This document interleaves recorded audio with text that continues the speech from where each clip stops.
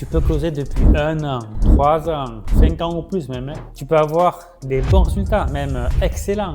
Mais si tu continues à faire ne serait-ce qu'une de ces 7 erreurs que je vais te dévoiler donc aujourd'hui, alors sache que tu perds des milliers d'euros en potentiel chaque semaine de vente. Et le pire, tu ne t'en rends sûrement même pas compte. Du coup, si tu ne me connais pas encore, bienvenue sur ma chaîne. Moi c'est Jérôme, j'ai 40 ans et je suis dans la vente depuis plus d'une décennie.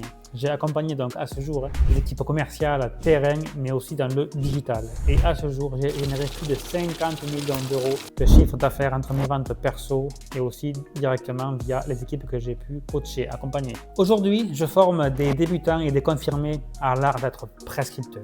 Un métier en fait où tu accompagnes des prospects à passer à l'action. C'est un métier qui peut t'offrir une vraie liberté financière et géographique, que ce soit pour un complément de revenus ou une reconversion totale. Si tu veux en savoir plus, tu as un lien qui est en description ou alors même il est aussi donc épinglé en commentaire. Réserve un rendez-vous avec un conseiller et on verra si c'est fait pour toi. Du coup, rentrons dans le vif du sujet. Je vois des prescripteurs qui savent s'exprimer, qui ont confiance en eux, qui maîtrisent les scripts et pourtant ils plafonnent. Pourquoi? Parce qu'ils font en fait des erreurs qui sont subtiles, même parfois invisibles, mais qui détruisent la dynamique du call. Et surtout en fait, des erreurs qu'ils pensent avoir dépassées depuis pourtant longtemps. Aujourd'hui, je te révèle en fait les 7 erreurs les plus fréquentes. Et crois-moi, même les bons closers les font encore. Erreur numéro 1, parler trop vite ou trop tôt. Imagine, tu arrives sur le call, ton prospect il a un besoin. Tu as envie de l'aider toi, évidemment. Et là, boum, tu pitches, tu expliques ton offre, tu détailles les bénéfices, tu argumentes. Mais il y a un problème en fait. Le prospect ne t'a encore rien dit. Tu penses gagner du temps. En fait, tu en perds. Parce que plus tu parles, moins il va s'impliquer. Et surtout, tu poses ta solution avant même qu'il ait formulé son vrai besoin, son vrai problème en fait. Résultat, il t'écoute poliment. Il dit merci, je vais réfléchir. Et il disparaît. Ciao. Du coup, comment corriger ça? Commence toujours par creuser le problème, puis lui faire verbaliser ce que ça lui coûte de ne pas le résoudre, le coût de l'inaction. Et en fait, seulement ensuite, tu ouvres sur la solution. Jamais avant. Erreur numéro 2, ne pas laisser de silence après une objection. Ton prospect donc il va dire oui mais moi j'ai pas le budget là. Et toi tout de suite tu te précipites. Oui mais justement Bernard, c'est pour ça qu'on propose une facilité de paiement. Vous allez voir. Erreur. Tu valides son objection par ton empressement. Et surtout, tu laisses zéro espace pour se re-questionner. Le silence, en fait, est un outil de fou en vente. C'est incontournable même. Mais c'est dans ce silence que le prospect il va réfléchir. C'est là qu'il peut se dire, en fait, attends, est-ce que c'est vraiment une question de budget ou juste une excuse? Comment corriger ça? Quand une objection tombe, tu te tais pendant 3 à 5 secondes. Juste respire. Tu verras souvent le prospect enchaîne tout seul avec la vraie raison. Comme dit le proverbe, les mots sont d'argent, mais le silence en fait est d'or. Autre erreur, poser des questions fermées. Du coup, vous êtes prêt à investir, Bernard? C'est bon pour vous, par exemple. Ces questions semblent naturelles, mais en fait, elles vont fermer la porte. Pourquoi? Parce que le prospect en fait peut répondre oui, non ou même peut-être. Et souvent, il choisira la porte de sortie. Mais si tu poses une question ouverte comme par exemple, comment est-ce que vous avez prévu de vous organiser financièrement pour ce projet? Ou alors, qu'est-ce que vous vous dites à ce moment précis là? Ou alors, qu'est-ce qui pourrait vous empêcher de passer à l'action aujourd'hui? Là, en fait, tu ouvres une discussion. Tu crées de l'espace de la parole. Et c'est là que les objections en fait réelles vont émerger. Comment corriger ça? Reformule toutes tes questions en te demandant toi en fait, est-ce que cette question en fait pousse à un dialogue ou plutôt à une fuite? Tu viens de voir 3 erreurs ultra fréquentes, même chez les prescripteurs expérimentés. Mais on n'a pas fini. Dans la partie 2, je vais te dévoiler les erreurs 4, 5 et 6, notamment celles que j'ai vues même chez les closers qui étaient à plus de 15 cas par mois et qui les empêchent d'évoluer vraiment dans leur CA. Prêt pour la suite? Let's go! Tu as vu les 3 premières erreurs que beaucoup de closers continuent de faire inconsciemment. Parler trop vite ou trop tôt, ne pas laisser de silence après une objection, poser des questions fermé. Maintenant, on monte d'un cran. J'espère que tu es prêt. Parce que les erreurs que je vais te montrer ici, en fait, je les ai vues chez des closers expérimentés, parfois même chez ceux qui performaient bien. Mais ces erreurs-là, en fait, elles te bloquent au niveau d'un plafond de verre. Elles t'empêchent de scaler vraiment, d'exploser ton plein potentiel. Erreur numéro 4, ne pas poser de deadline mental. Tu fais ton appel, tu crées du lien en fait, tu qualifies, tu présentes bien. Et là, ton prospect te dit merci, je vais réfléchir. Et toi, oui, bien sûr, prenez le temps. Stop! Tu viens de flinguer tout le tempo du process. Tu l'as laissé se détendre émotionnellement alors qu'il était en tension active. Tu n'as pas posé de cadre temporel. Résultat, il va s'évaporer. Du coup, corrige ça. Tu dois créer une deadline mentale. Pas forcément une urgence bullshit, mais en fait une fenêtre de décision.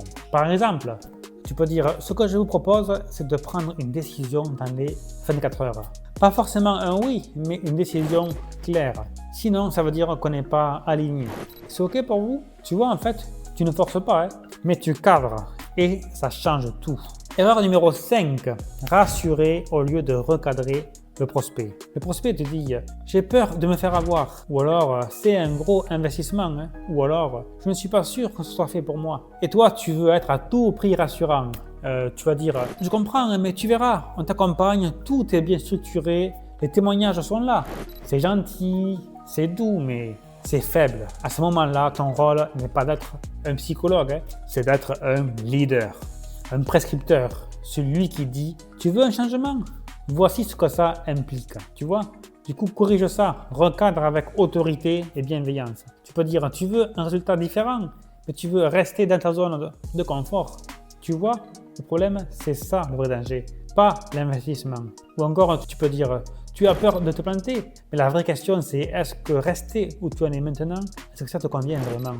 En fait, le prospect achète quand il se sent recadré, pas quand il se sent câliné. Tu n'es pas là pour ça. Erreur numéro 6, vendre un produit, pas un résultat. Tu présentes la formation, tu expliques les modules, tu vas parler aussi des bonus, tu donnes même le nombre d'heures de coaching. Et là, tu vas perdre ton prospect. Pourquoi? Parce que tu parles du véhicule, pas de la destination. Tu lui vends la voiture alors qu'il veut la plage. Corrige ça. Parle du changement de vie en fait. Au lieu de dire tu as 12 modules, plus 3 coachings, plus accès à un groupe, 0. Dis plutôt tu vas passer de vendre à je génère 3 000 € par mois à closant 2 ventes par semaine depuis chez moi. Tu comprends la différence? Le produit n'est qu'un moyen. Le prospect, il veut une transformation. Vends-lui du coup la promesse. Petit résumé à ce stade. On vient de voir plusieurs erreurs majeures. Ne pas créer de deadline mental. Être trop rassurant. Pas assez leader. Vendre le produit et pas le résultat. En fait, ces 3 autres erreurs, en fait, ce sont celles qui séparent en fait un prescripteur correct d'un closer stratégique. Celui qui fait du chiffre régulier, solide et stable. Du coup, tu t'es reconnu dans l'une de ces erreurs? Dis-le-moi en commentaire. Et si tu veux que je fasse une vidéo spéciale pour recadrer un prospect qui a peur, dis-le-moi aussi. Avec grand plaisir, je pourrais te le faire. Du coup, dans la troisième et dernière partie, je vais te révéler l'erreur numéro 7, celle qui tue ta posture avant même que tu pitches. Je vais te donner un cadre simple pour ne plus jamais la refaire. On y va? Allez, c'est parti!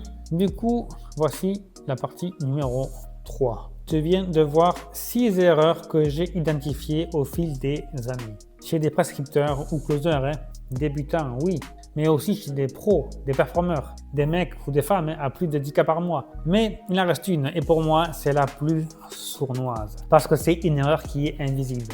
Du coup, tu ne la vois pas, tu ne l'entends pas, mais ton prospect, lui, il la ressent en 3 secondes. Du coup, l'erreur numéro 7, ne pas poser un vrai cadre en début d'appel. Tu connais ce genre de call où le prospect parle trop. Souvent, c'est le profil jaune en fait. Tu n'arrives pas à cadrer. Tu perds du temps en fait. Il veut juste des infos. Le fameux prospect qui est là juste pour prendre des infos. On le connaît tous celui-là. Tu te retrouves à répondre à des questions avant même d'avoir creusé son besoin en fait. On sait que c'est énergivore, c'est épuisant et ça ne close pas. Pourquoi? Parce que tu n'as pas cadré dès les premières minutes de ton appel. C'est de ta faute en fait. Tu as voulu être sympa, Tu as voulu être fluide, mais tu n'as pas montré que c'est toi qui mène le process, que c'est toi qui conduis le véhicule. Et le prospect, en fait, inconsciemment, il sent qu'il peut te balader, te promener. Du coup, tu dois poser un cadre clair et assumé professionnel en début de call. Exemple, du coup, merci d'avoir réservé cet appel donc avec moi. On va passer 30 à 40 minutes ensemble. L'objectif, c'est de voir si ce qu'on propose est pertinent pour toi et pour nous. Si toi, tu es aligné avec la façon dont on travaille. À la fin, on prendra une décision claire ensemble. OK pour toi? Et là, tu reprends la main. Tu montres que ce n'est pas une discussion libre. C'est un entretien de qualification avec des critères des deux côtés en fait. Et rien que ça change tout. Le prospect s'aligne dès la première minute. Il respecte ton temps. Il te perçoit comme un pro, pas comme un vendeur qui cherche à convaincre. Du coup, récap de ces erreurs. Tu parles trop vite sans écouter. Tu ne laisses pas de silence après une objection. Tu poses des questions fermées et pas des questions ouvertes. Tu ne poses pas de deadline mentale. Tu veux rassurer ton prospect au lieu de le recadrer. Tu vends en fait un produit, pas une transformation.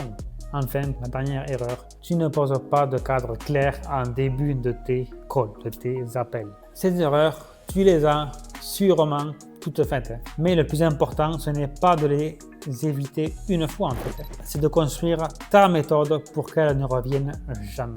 Parce qu'en fait, un bon closer ou prescripteur, ou même commercial, ce n'est pas un robot. C'est un humain en fait qui maîtrise son process. Et cette maîtrise, elle vient du feedback, de l'analyse, du training. Pose-toi la question, laquelle de ces 7 erreurs tu fais encore aujourd'hui et qui te coûte le plus? Qu'est-ce que tu vas faire dès ton prochain call pour te corriger? Dis-le-moi du coup en commentaire, vas-y. Fais l'exercice, mets-toi un miroir. C'est ça qui fait progresser. Si tu veux aller plus loin, fais une récap de ces 7 erreurs.